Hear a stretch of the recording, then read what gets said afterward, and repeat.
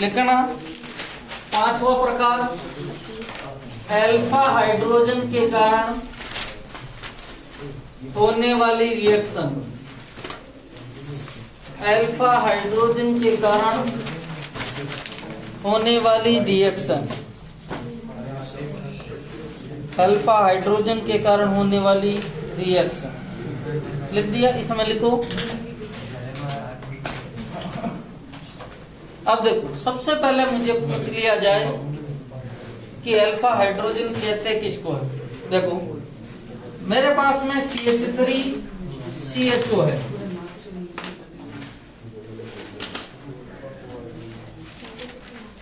C double bond O की को carbonyl समूह कहते हैं।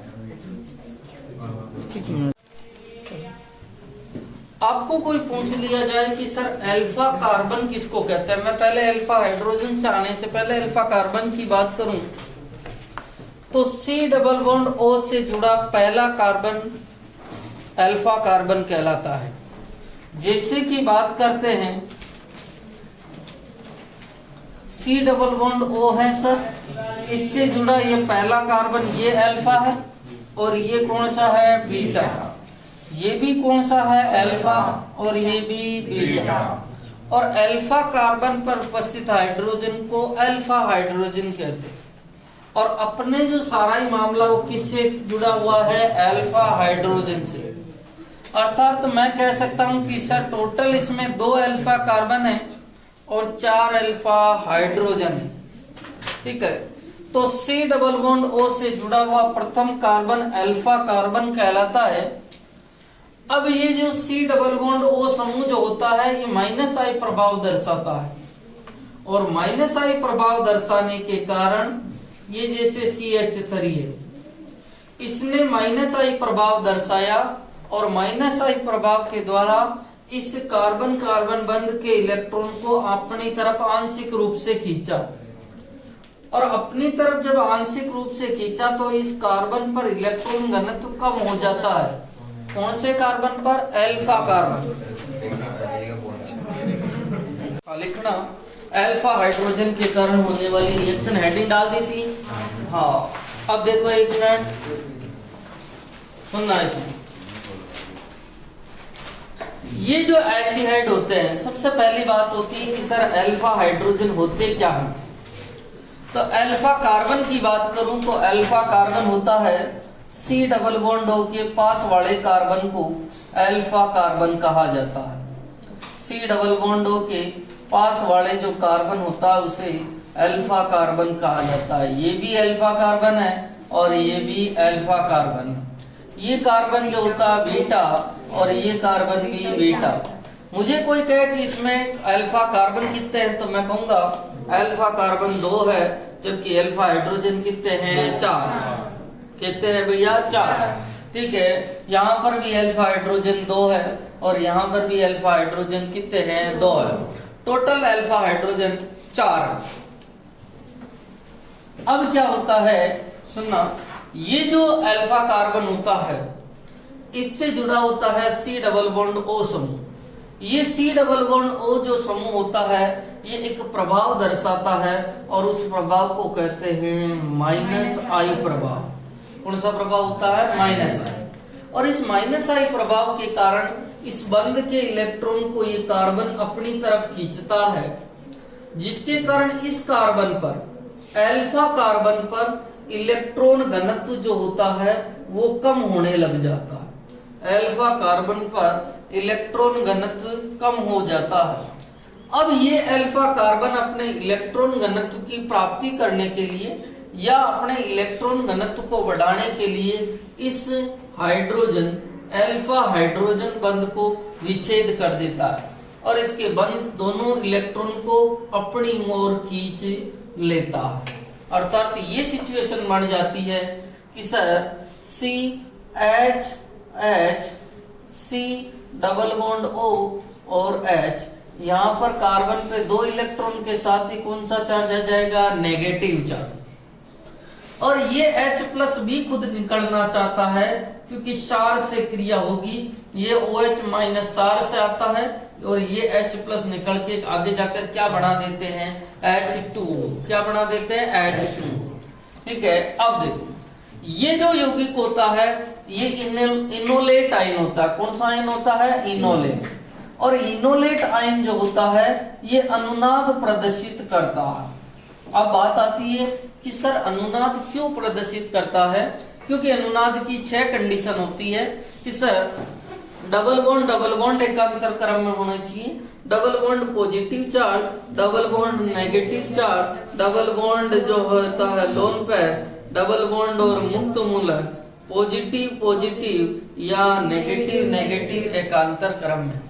यहां पर आप देख सकते हो कि डबल बॉन्ड, ठीक है, सिंगल बॉन्ड और ये क्या है, नेगेटिव चार्ज। डबल बॉन्ड जो है एकांतर क्रम में है, किसके साथ में, नेगेटिव चार्ज के साथ में, अर्थात ये अनुनाद प्रदर्शित करते हैं। अब मैं बात करता हूं कि सर इसका ऑक्सीजन पर 4 इलेक्ट्रॉन है। कितने इलेक्ट्रॉन है भैया, 4, क्योंकि 6 इलेक्ट्रॉन होते हैं ऑक्सीजन के बाह्यतम कोश में, उसमें से 2 ये बंद बनाने में काम ले लेता है और बचते कितने हैं, 4 इलेक्ट्रॉन बाकी बचे हुए हैं।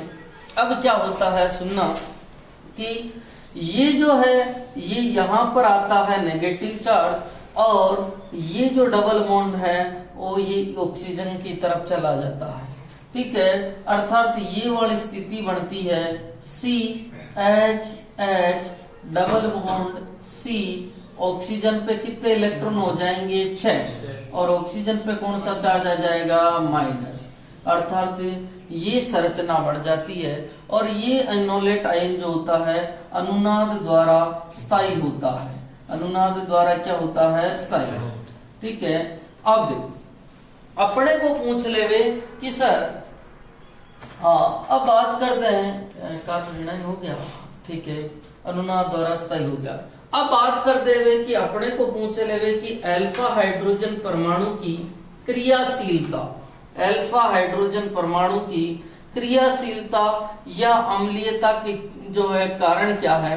तो अम्लीयता के मुख्य 2 कारण होते हैं कि अल्फा हाइड्रोजन निकल रहा है और हाइड्रोजन H+ का निकलना एसिडिटी को शो करता है, अम्लीयता को प्रदर्शित करता है। और जितना H+ आसानी से निकलता है, अपन ने बात करी थी कि उसकी अम्लीयता उतनी ही ज्यादा होती है। अम्लीयता बराबर H+ का निकलना, और जितना H+ आसानी से निकलता है उसकी अम्लीयता उतनी ही ज्यादा होती है।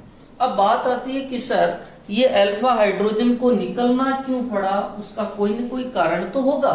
इस स्थिति में देखना कि ये जो H+ निकला है उसका कारण क्या था, H+ को क्यों निकलना पड़ा। उसका पहला कारण तो था कि सर ये C डबल बॉन्ड O जो है उसका -I प्रभाव था, और इस -I प्रभाव के कारण इलेक्ट्रॉन घनत्व कौन से वाले कार्बन पे हो रहा था, अल्फा कार्बन पर। अल्फा कार्बन पर इलेक्ट्रॉन घनत्व की पूर्ति के लिए या C डबल बॉन्ड O के -I प्रभाव के कारण, देखो दोनों शब्द एक ही है। यदि C double bond O -I प्रभाव नहीं लगाता तो इस वाले कार्बन पे इलेक्ट्रॉन घनत्व कम नहीं होता। तो इस वाले इलेक्ट्रॉन घनत्व की प्राप्ति का, इलेक्ट्रॉन घनत्व की कमी का कारण ही तो है C डबल बॉन्ड O का -I प्रभाव। तो पहला जो कारण होता है वो होता है कि C डबल बॉन्ड O का -I प्रभाव या अल्फा कार्बन पर इलेक्ट्रॉन घनत्व की प्राप्ति या कमी, इलेक्ट्रॉन घनत्व की कमी। दूसरा जो कारण होता है कि जो आयन बनेगा इनोलेट आयन,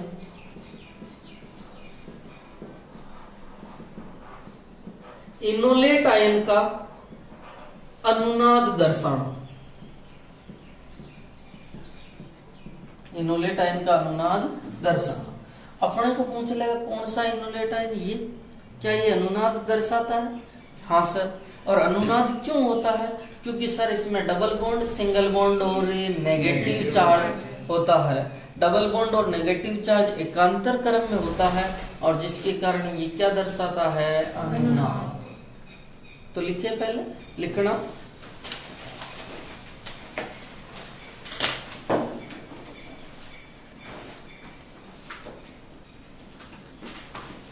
लिखो C double bond O, C double bond O, और इस C डबल बॉन्ड O को कौन सा समूह कहते हैं? तो क्वेश्चन में लिखो कार्बोनिल समूह।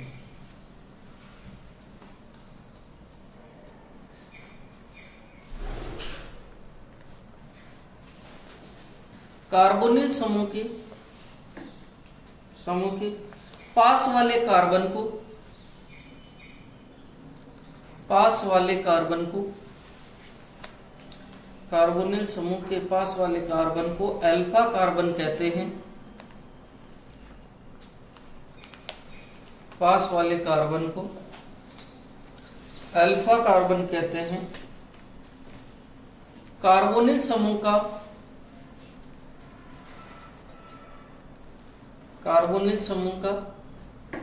-I प्रभाव होता है।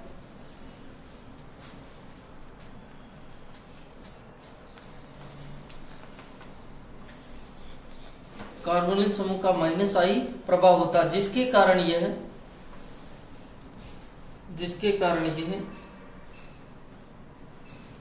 अल्फा कार्बन के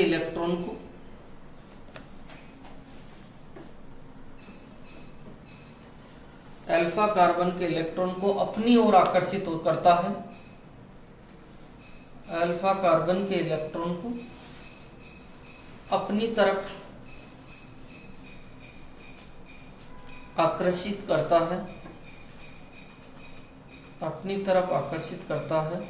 जिसके कारण अल्फा कार्बन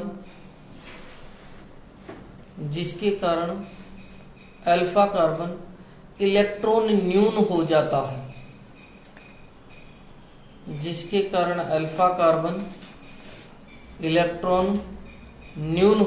है।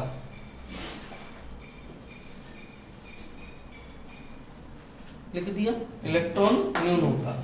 देखो अल्फा कार्बन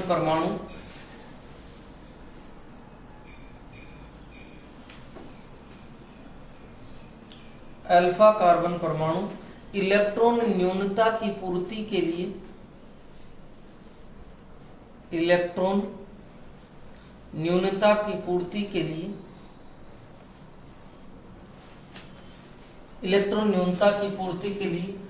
अब देखो एक मिनट, सी अल्फा और एच। अब देखो एक मिनट, सी अल्फा का मतलब क्या हो गया? अल्फा कार्बन, और एच सी अल्फा एच बंद के इलेक्ट्रॉन को अपनी ओर आकर्षित करता। अरे भाई ये इलेक्ट्रॉन न्यून हो गया, तो कौन से बंद को के इलेक्ट्रॉन को अपनी ओर आकर्षित किया? हाइड्रोजन वाले।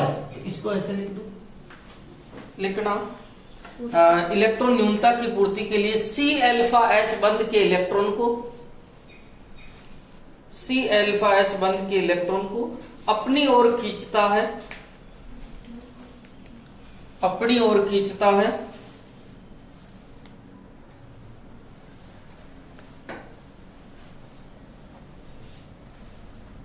और H प्लस दुर्बलता से जुड़े रहने के कारण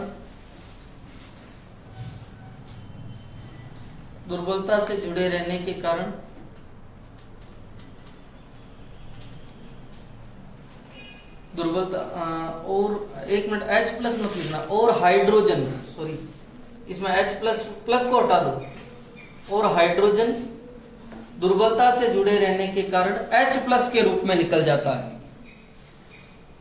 दुर्बलता से जुड़े रहने के कारण H प्लस के रूप में निकल जाता है। लिख दिया। अब नेक्स्ट पॉइंट लिखो, जब क्षार की क्रिया कार्बोनिल यौगिक से करवाई जाती है, जब क्षार की क्रिया कार्बोनिल यौगिक से करवाई जाती है तो अल्फा एच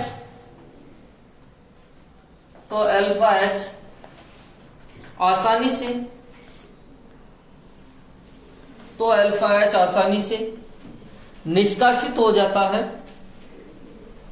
तो अल्फा एच आसानी से निष्कासित हो जाता है और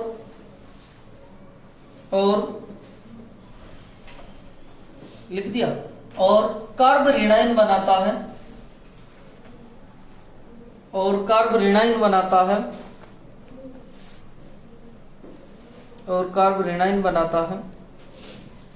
यह कार्ब ऋणायन, यह कार्ब ऋणायन अनुनाद द्वारा स्थायी होता है। यह कार्ब ऋणायन अनुनाद द्वारा स्थायी होता है।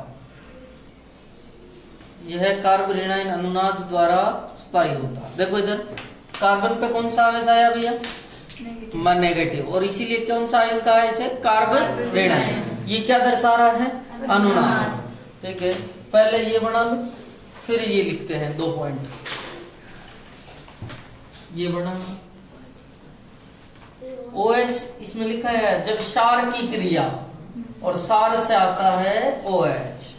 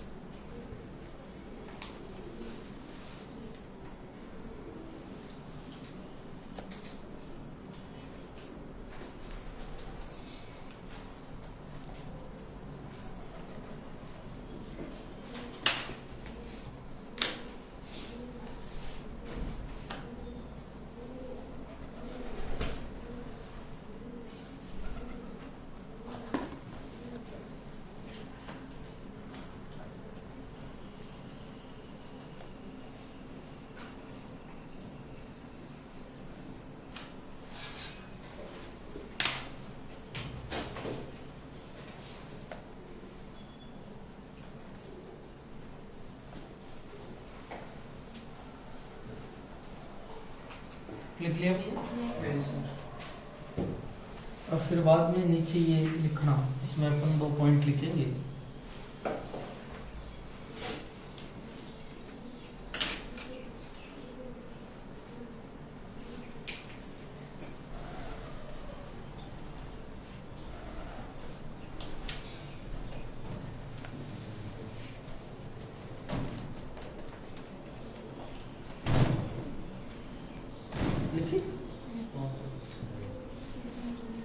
अल्फा हाइड्रोजन परमाणु की क्रियाशीलता या अम्लीयता के कारण।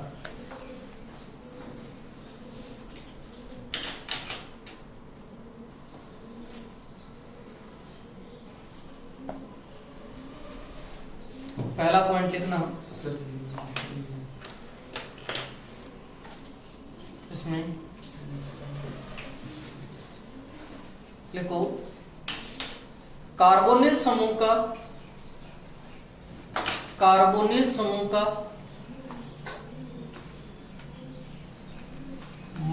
-I प्रभाव, कार्बोनिल समूह का -I प्रभाव जो C∝H, ऐसे बढ़ा लेना, C∝H बंध को दुर्बल करता है। C∝H बंध को दुर्बल करता है। C∝H बंध को दुर्बल करता है। पहला पॉइंट हो गया। दूसरा पॉइंट लिखो, αH के निष्कासन से, αH के निष्कासन से बना कार्ब ऋणायन, αH के निष्कासन से बना कार्ब ऋणायन अनुनाद द्वारा स्थायी होता है। αH के निष्कासन से बना कार्ब ऋणायन अनुनाद द्वारा स्थायी होता है। अनुनाद द्वारा स्थायी होता है। क्या उपस्थित अनुनाद द्वारा स्थायी होता है। अब इसमें अपन अल्फा एच के कारण होने वाले रिएक्शन में अपने एक ही रिएक्शन है, इंपॉर्टेंट रिएक्शन है। अब जो मैं 3 रिएक्शन पढ़ाऊंगा उनमें से मेरे हिसाब से हर बार एक रिएक्शन आती है, एल्डोल संघनन, केनिजारो और हेलोफोम। ठीक है, इन तीनों में से हर साल एक रिएक्शन आ रही है। ठीक है, तो इसमें अपन को लिखनी है एल्डोल संघनन, एल्डोल संघनन,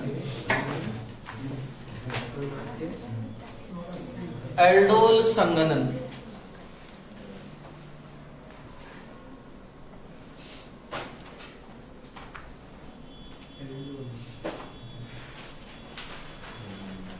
एल्डोल संघनन लिखना।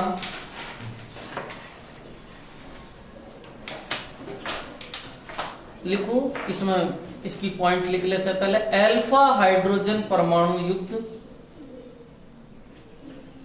अल्फा हाइड्रोजन परमाणु युक्त, अल्फा हाइड्रोजन परमाणु युक्त एल्डिहाइड या कीटोन की क्रिया, अल्फा हाइड्रोजन परमाणु युक्त एल्डिहाइड या कीटोन की क्रिया तनुसार, तनुसार, तनु का मतलब डाइल्यूट, तनुसार डाइल्यूट NaOH Na2CO3, इसी के क्वेश्चन में लिख लेना तनुसार, जैसे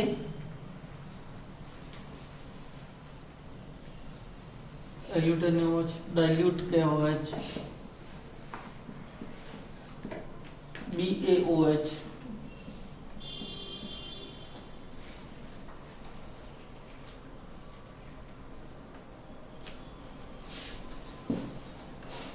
तनुसार से करवाने पर, तनुसार से करवाने पर इसके 2 अणु संगनित होकर, इसके 2 अणु संगनित होकर, 2 अणु संगनित होकर beta hydroxy, beta hydroxy aldehyde या बीटा हाइड्रोक्सी कीटोन का निर्माण करते हैं। बीटा हाइड्रोक्सी एल्डिहाइड या बीटा हाइड्रोक्सी कीटोन का निर्माण करते हैं, बीटा हाइड्रोक्सी कीटोन का निर्माण करते हैं। नेक्स्ट पॉइंट में लिखना, क्योंकि प्राप्त उत्पाद में, प्राप्त उत्पाद में एक एल्डिहाइड व एक एल्डिहाइड व एक एल्कोहल समूह उपस्थित होने के कारण, प्राप्त उत्पाद में एक एल्डिहाइड व एक एल्कोहल समूह उपस्थित होने के कारण, एक एल्कोहल समूह उपस्थित होने के कारण उत्पाद, उत्पाद एल्डोल कहलाता है। उत्पाद एल्डोल LDOL, उत्पाद एल्डोल कहलाता है और रिएक्शन को एल्डोल संघनन कहते हैं।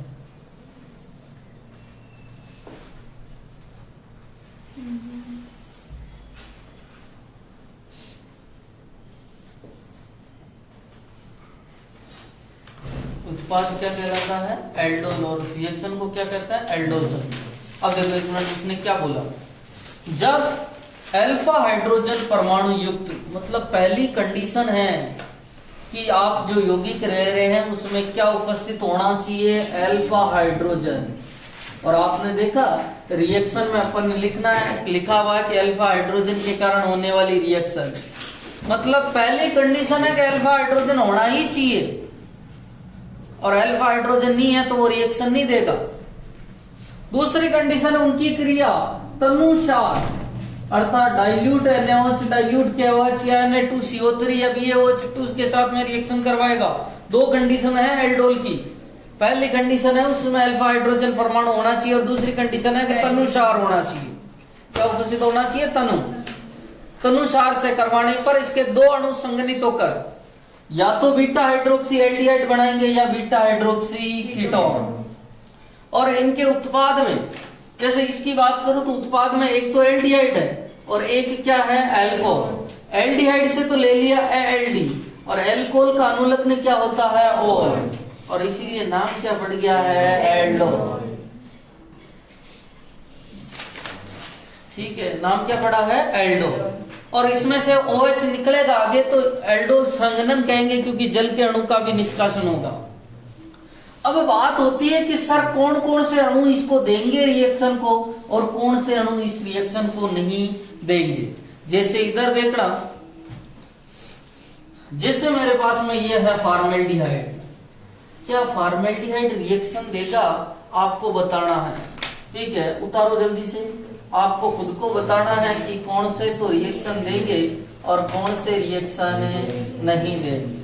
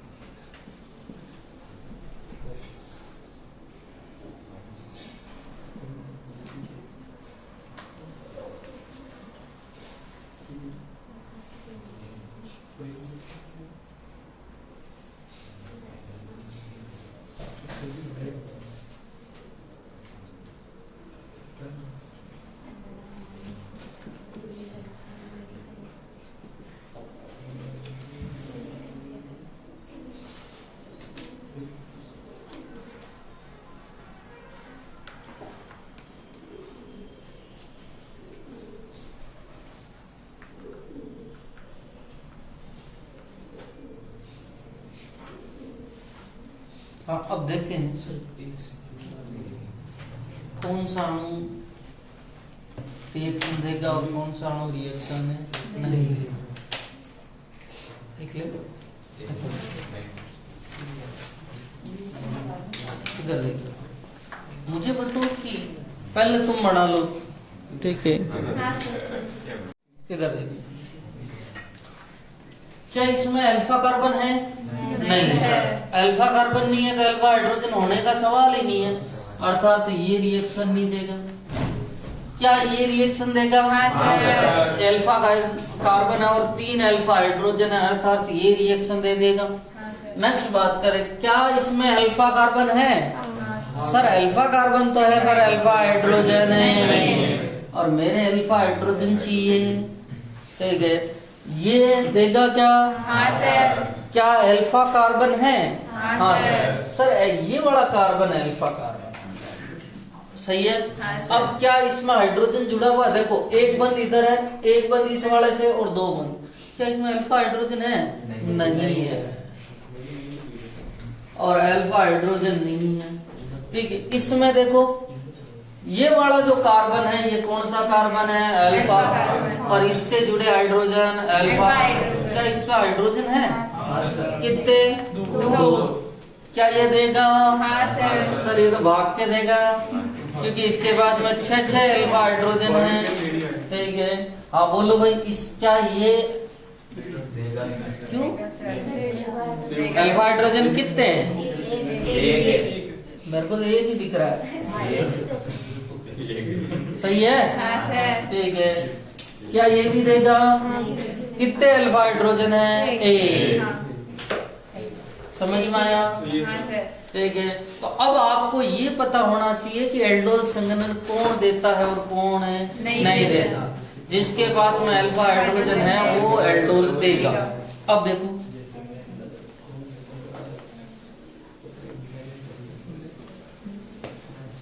अब इस रिएक्शन की बात करते हैं कि इसकी क्रियाविधि कैसे होती है। ठीक है, वैसे एग्जाम में इसकी क्रियाविधि नहीं आती है, सीधा उत्पाद बनाने को कहा जाता है, पर इसमें क्रियाविधि एक बार देख लेते हैं कि क्रियाविधि किस तरह से होती है। ठीक है, अब देखो इसकी क्रियाविधि में देखते हैं, और क्रियाविधि के जो टोटल 4 पद होते हैं। ठीक है, और कौन से होते हैं वो सुनिए। पहला होता है कि पहले रिएक्शन नहीं करोगे सर? कौन सी रिएक्शन? इसकी इसकी जो रिएक्शन होती है वो इस तरह से होती है, जैसे इधर देखना, मेरे पास में 2 अणु है CH3 CHO, ये एक अणु और ये दूसरा वाला अणु CH2H और CHO। इसकी क्रिया तनुसार से करवा रहे हैं डाइल्यूट NaOH के साथ। किसके साथ में करवा रहे हैं? तनुसार या डाइल्यूट NaOH के साथ। अब क्या होगा देखना कि डाइल्यूट NaOH के साथ में रिएक्शन करवाएंगे, ये वाला बंध टूटता है और इस पर जाता है नेगेटिव और इस पर जाएगा पॉजिटिव। ठीक है, नेक्स्ट वाले में ये कार्बन और हाइड्रोजन बंध टूटता है, ये जुड़े हुआ है, कार्बन से बंध जुड़ा हुआ है, आपको पता है। ठीक है, क्योंकि आपको इस तरह से लिख सकते हैं अपन, ये H और ये H। ठीक है, कार्बन और हाइड्रोजन वाला बंध टूटेगा, मुझे बताओ किस पर प्लस आएगा भैया? कार्बन पे। कार्बन पे माइनस आएगा और हाइड्रोजन पे प्लस आएगा, क्योंकि हाइड्रोजन की विद्युत ऋणता 2.1 है जबकि कार्बन की विद्युत ऋणता 2.5 है। दूसरी बात ये भी पढ़ी थी अपन ने थोड़ी देर पहले कि C डबल बॉन्ड O का -I प्रभाव होता है, जिसके कारण अल्फा कार्बन पर इलेक्ट्रॉन घनत्व तो कम होता है और जिसके कारण ये वाला कार्बन हाइड्रोजन को भगा देता है।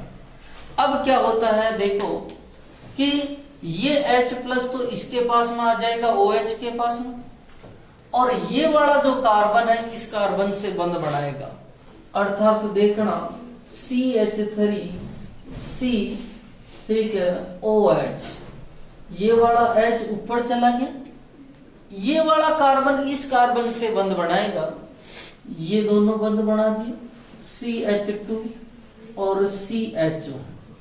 आपको पता है कि ये वाला तो कार्बन अल्फा है और ये वाला कार्बन क्या है? बीटा। बीटा पे कौन जुड़ा हुआ है भैया? OH। तो इसीलिए यहाँ पर उत्पाद बनेगा beta hydroxy aldehyde. Beta hydroxy aldehyde, एक तो OH समूह है और एक एल्डिहाइड है, तो नाम हो गया एल्डोल। यदि इसी के रिएक्शन उत्पाद जो बना है उसी की रिएक्शन अपन तनु अम्लों के साथ, इसकी रिएक्शन तनु अम्लों की उपस्थिति में गर्म कर देते हैं, अर्थात ये चिन्ह जो है वो आपको पता है गर्म करने का है, और किसकी उपस्थिति में कर रहे हैं? अम्ल की उपस्थिति में। तो अल्फा कार्बन से तो H और बीटा कार्बन से OH निकल जाता है। अल्फा कार्बन से तो H निकलता है और बीटा कार्बन से क्या निकल जाता है? OH। ठीक है, तो आपको पता है डबल बॉन्ड किस किस के बीच में बन जाएगा? कार्बन, अर्थात अल्फा और बीटा के बीच में बन जाएगा CH3C H double bond CH और CHO, और इसे कहा जाता है अल्फा बीटा असंतृप्त एल्डिहाइड। क्या कहा जाता है? असंतृप्त एल्डिहाइड। यदि क्रियात्मक समूह कीटोन होगा तो उसका नाम हो जाएगा alpha beta असंतृप्त ketone.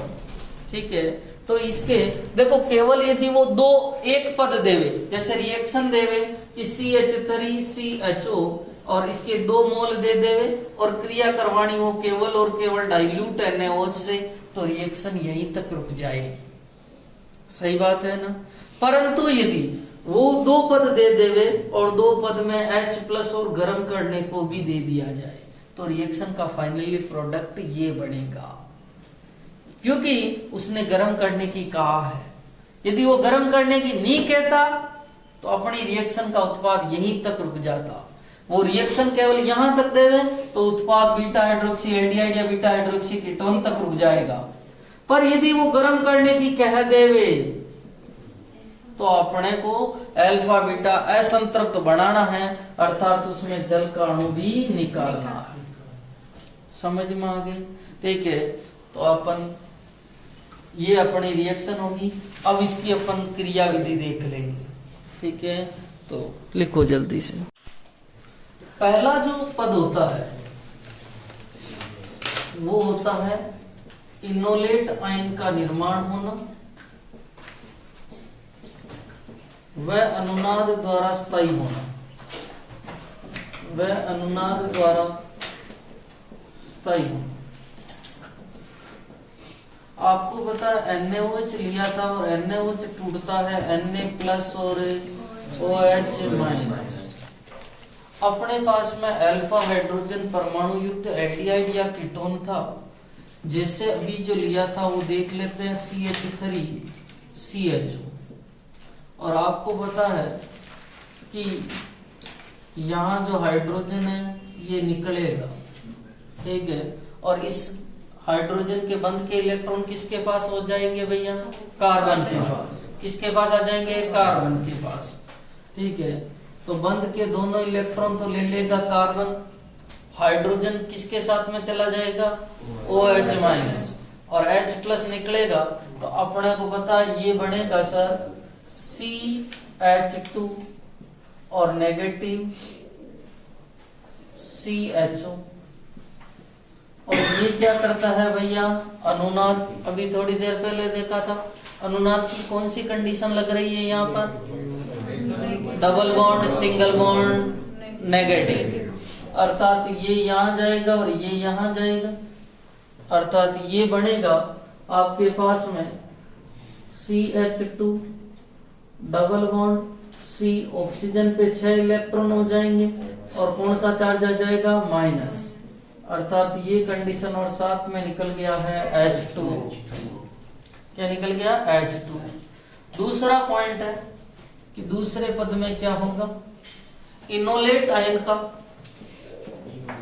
Enolate ion का। और आपको पूछ ले इनोलेट कौन है, तो ये वाला है,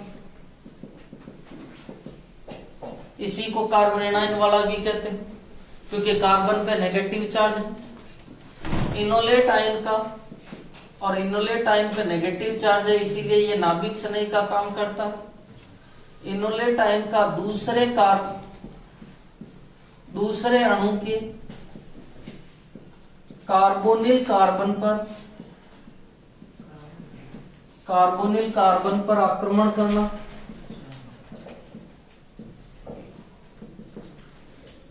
देखो एक दूसरा अणु, अभी अपन को कितने अणु काम आए भैया? एक, जबकि अणु कितने लेने हैं? दो अणु। अब CH3CHO दूसरा अणु आया और ये पहले से अपने पास में इनोलेट आयन है ही है। इस कार्बन के बंध टूटेंगे और आपको पता है H को मैं ऊपर ले लेता हूं तो भी एल्डिहाइड ही है। इस बंध के इलेक्ट्रॉन ये नेगेटिव चार्ज हो जाएगा और ये पॉजिटिव। अब मुझे बताओ ये वाला कार्बन किसके साथ में बंध बनाएगा? इस वाले कार्बन। ठीक है, कार्बोनिल कार्बन पर आक्रमण किया तो बना CH3 CH, ऑक्सीजन पे कौन सा चार्ज आ जाएगा? माइनस। और ये प्लस और ये माइनस दोनों क्या कर देंगे? बंद बना लेंगे। C double bond OH, sorry CH2 और CHO। अरे सही है ना? पहले देख लो, यही बना। ठीक है, अब बात आती है कि ये जल से एक ऋणायन, जल से तीसरा पद है। ये जो ऋणायन बना है ऑक्सीजन पे ऋणायन, जल से H प्लस ग्रहण करता है और एल्डोल उत्पाद बनाता है, और एल्डोल उत्पाद बनाता है। आपको कोई पूछ ले भाई जल का अणु कहां से आया, ये देखो जल के अणु को कहा भाई तू H प्लस पहले लेके गया था, इसने कहा बिल्कुल लेके गया था, वापस दे दे हमारे आवश्यकता होगी।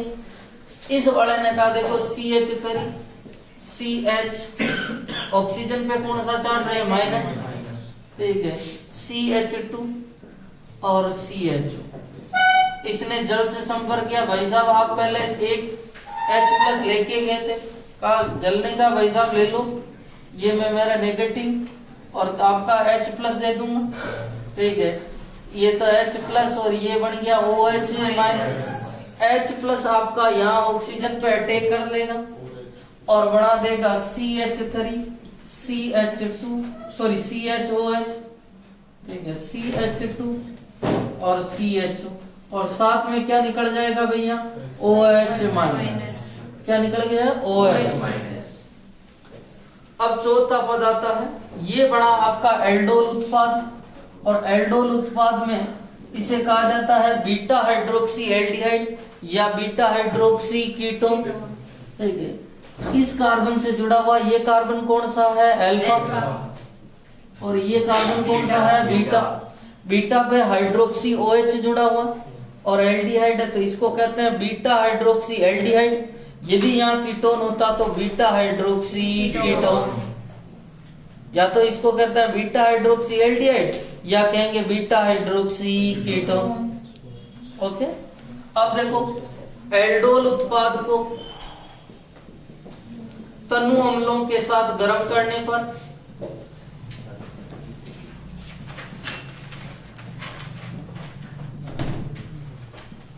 पर अल्फा बीटा असंतृप्त उत्पाद प्राप्त होता है। सही बात है, अल्फा बीटा असंतृप्त उत्पाद। इधर देखो इसको गर्म कर रहा हूं, CH3 CHOH CH2 H और CHO, इसको गर्म किया गया है किसके साथ में भैया तनु अम्ल। अब मुझे बताओ H कहां से निकलेगा और OH कहां से निकलेगा, यहां से H और यहां से OH, ठीक है। तो CH3 CH double bond CH और CHO, इसको कहते हैं प्लस H2, इसको कहते हैं अल्फा बीटा, क्योंकि ये वाला तो कार्बन अल्फा है और ये वाला कार्बन बीटा। यदि अपने को केवल NaOH तक रिएक्शन करवावे तो ये उत्पाद बढ़ाना है, और वो दूसरा स्टेप यदि वो गर्म कर दे तो यहां तक आना है। समझ में आ गई। अभी एक ट्रिक लिखा दूंगा जिससे आसानी से अपन उत्पाद बना लेंगे हाथों हाथ, ठीक है, तो लिखो जल्दी से।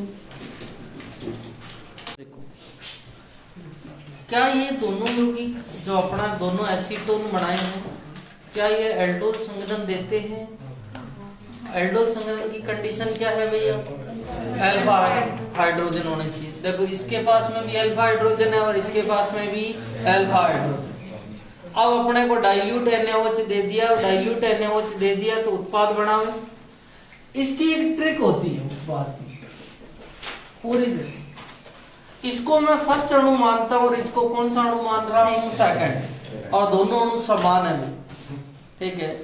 तो सुनना देखो, सेकंड के अल्फा H को फर्स्ट के ऑक्सीजन के साथ जोड़ो तथा first C double bond O के कार्बन को सेकंड के अल्फा कार्बन से जोड़ो। अर्थात क्या होगा देखना, सेकंड वाले में जो है इसको तोड़ना, ये बंद टूटेगा तो पॉजिटिव किसके पास में जाएगा बोलो भैया, हाइड्रोजन के पास में, ठीक है। पॉजिटिव किसके पास में जाएगा, हाइड्रोजन, और इस पे कौन सा चार्ज आएगा, नेगेटिव। इसके पास में कौन सा चार्ज आएगा, नेगेटिव। और इस ये बंद टूटेगा तो मुझे बताओ ऑक्सीजन पे कौन सा चार्ज आएगा, नेगेटिव, और इस पे पॉजिटिव। तो आपको खुद को ही पता चल गया कौन सा किससे जुड़ेगा, ठीक है, ये हाइड्रोजन इसके पास में जाएगा और ये कार्बन किसके से जुड़ेगा, इससे। ठीक है, CH3 CH3 OH बना लूं क्या? हाँ, ये वाला कार्बन जुड़ जाएगा दोनों, CH2 C double bond O CH3। क्या उत्पाद जो बना है वो सही है कि नहीं है देख लो। ये वाला कार्बन अल्फा है और ये वाला कार्बन है बीटा, तो मैं लिखूंगा बीटा हाइड्रोक्सी कीटोन, या तो बीटा हाइड्रोक्सी एल्डिहाइड बनता है या बीटा हाइड्रोक्सी कीटोन। और आपको पता है गर्म कर देंगे तो यहां से तो OH और यहां से H एक है।